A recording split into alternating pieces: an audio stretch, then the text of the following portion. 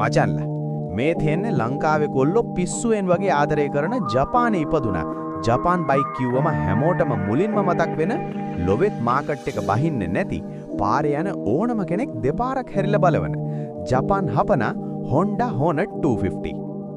බලන්න මචන් මේකේ පෙනුම 90 ගණන් වල ආපු ඩිසයින් එකක් වුණාට අදටත් මේකේ ඒ මස්කියුල ගතිය එහෙමමයි.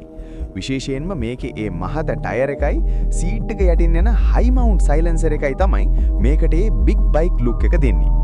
මේකේ තියෙන්නේ රවුම් ලයිට් එකක්. ඒකෙන් එන්නේ නියම ක්ලාසික් නේකඩ් ලුක් එකක්. දැන් නෙමු මේකේ නියම වැඩේට. මේකේ තියෙන්නේ 250cc ඉන්ලයින් 4 එන්ජින් එකක්. මචන් සිලින්ඩර් 4ක්.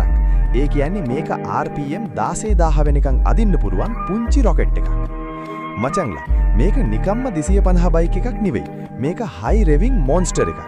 හිතන්නකෝ ඔයාගේ සාමාන්‍ය බයික් එකේ RPM එක වගේ දෙගුණයක් මේක. ඒකයි අර හීන් විසිල් සද්දේ පහුවෙලා RPM 14000ක් 15000 වගේ වෙද්දි පට්ටම ස්ක්‍රීම් හඩක් එන්නේ. මේකේ සවුන්ඩ් එක ගැන මම අමුතුවෙන් කියන්න ඕනේ නැහැනේ.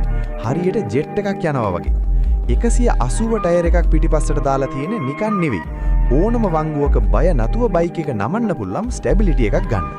Hornet එකේ උපරිම පවර් එක HP 40යි. ඒකේ එන්නේ RPM 13000 වලදී.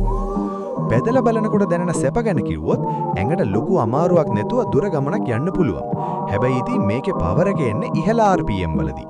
ඒ නිසා නගරයේ ඇතුලේ පදිනවට වඩා කාපට් පාරක ඉගිල්ලෙන්න තමයි මේක වඩාත්ම ගැලපෙන්නේ. මේකේ තියෙන්නේ 6 ස්පීඩ් ගියර් බොක්ස් එකක්.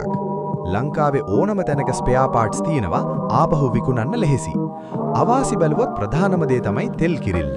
ලීටර එකට කිලෝමීටර් 18-25 වගේ තමයි ඉතින් කරන්නේ. ඒ වගේම හොඳ කන්ඩිෂන් බයික් එකක් හොයාගන්න එක අමාරු වෙන එකක් නැහැ.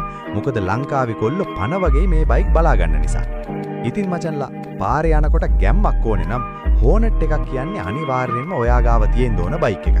හැබැයි ගන්න කලින් එන්ජින් එකයි කාබියුරේටර් ටිකයි හොඳ වැඩක් ලවා චෙක් කරගන්න අමතක කරන්න එපා. ඔයාත් Hornet ලවර් කෙනෙක් නම් පහලින් කමෙන්ට් එකක් දාන්න. තවත් මේ වගේ පට්ට බයික් රිවිව් එකකින් හම්බෙමු. එතකන් පරිස්සමින් බයික් පදින්න. ජය වේවා.